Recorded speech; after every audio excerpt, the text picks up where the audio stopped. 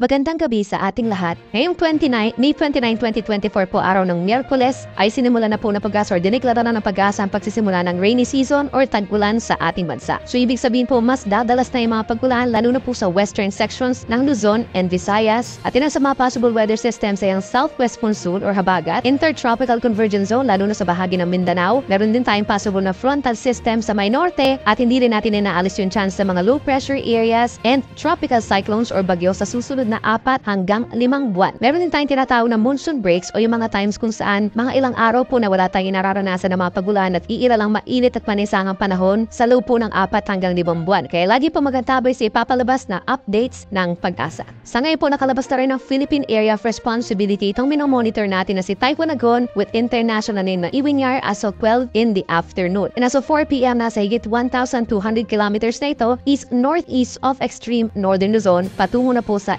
eastern coast ng Japan. Samantala, itong si Bagyong Agon, wala na siyang direct effect, subalit bahagya pinalalakas ito yung ating southwest monsoon or habagat, lalo na po sa western section ng ating bansa. So, ibig sabihin po ngayong hapon hanggang bukas ang madaling araw, malaking bahagi pa rin ng ating bansa magkakaroon ng mga pagulan. Ang dala po ng southwest monsoon ay paminsan-misang mahina hanggang malakas na ulan, plus may mga pagbugso din po ng hangin. So, hindi po ito dahil kay Bagyong Agon. Yun sa mga karanas sa mga pagulan ay ang Ilocos region, dito rin po sa malaking bahagi ng Central Luzon, Metro Manila, Calabarzon, pababa ng Western Visayas and Mimaropa, hanggang dito rin po sa may Zamboanga Peninsula, Basilan, Suluin, Tawi-Tawi, mataas ang chance na mga pagulan ngayong gabi kaya magdala ng payong kung lalabas ng bahay. Samantala, meron po tayong namamonitor din na cloud cluster kung po ng ulap dito po sa pagitan ng West Philippine Sea and South China Sea. Minomonitor natin ito dahil posible ito maging low pressure area sa mga susunod na araw. Yung projected nito na movement is paangat at inaasahan po na maaaring mag-divert ito ng mga pagulan. Yung mga kaulapan dito sa may Pantin, Palawan ay magtungo po dito sa may area po ng low pressure area. So ibig sabihin maaaring mantala yung mga patuloy na pagulan sa ating bansa pagsapit po ng Friday hanggang sa weekend.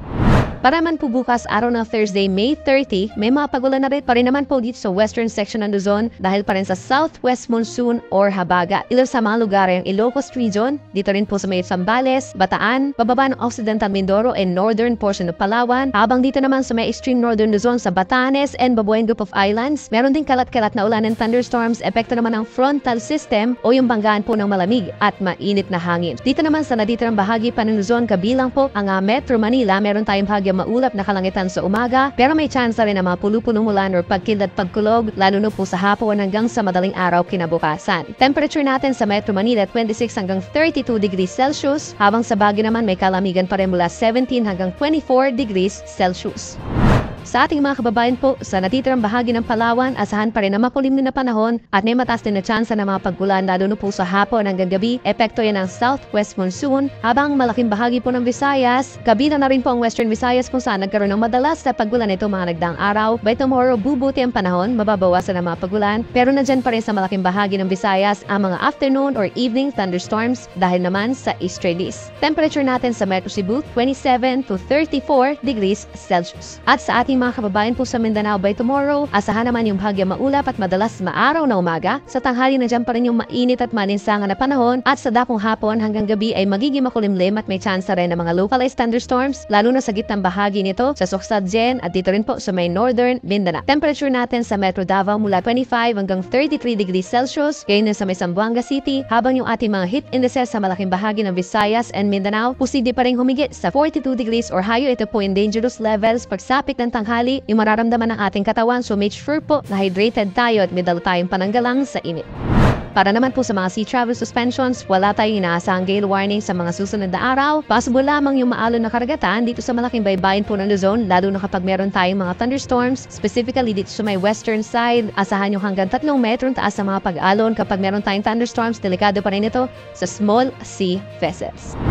At gaya po ng nabanggit ko kanina, simula po sa May 31 hanggang sa weekend sa unang 2 araw po ng Hunyo ay mababawasan yung mga paggulan natin dahil posible ma-divert nga dun sa low pressure area itong habagat or southwest monsoon. Ibig sabihin, mas mababawasan nga yung mga paggulan kabilang na dito sa Metro Manila at simula po sa Friday hanggang sa Sunday bahagya maulap hanggang kung minsan maulap na kalangitan ng iiral, mas mababa ang tsansa ng ulan at kung meron man mga saglit na afternoon or evening thunderstorms. Sa ating mga kababayan po sa Visayas, mas mainit din na panahon ng iiral sa susunod para 3 araw. Epekto yan ng easterlies o yung hangin galing Pacific Ocean, so maaaring magkaroon agad ng monsoon break dito sa may areas ng Visayas and Mindanao. Bahagyang maulap hanggang maulap na kalangitan, nasasamahan din ng mga saglit na ulan, lalo na sa Eastern Visayas. At pamuli sa ating mga kababayan po sa Mindanao, pagsapit ng Friday, May 31, mataas ang tsansa na pagulan sa may Zamboanga Peninsula and Bangsamoro region. But for the rest of Mindanao, partly cloudy to cloudy skies. Over the weekend, mas malaking bahagi ng Mindanao ang magiging maaraw ang panahon, lalo na sa umaga at tanghali. At may tsansa rin ng mga pagkidlat pagkulog pagsapit po ng hapon at gabi.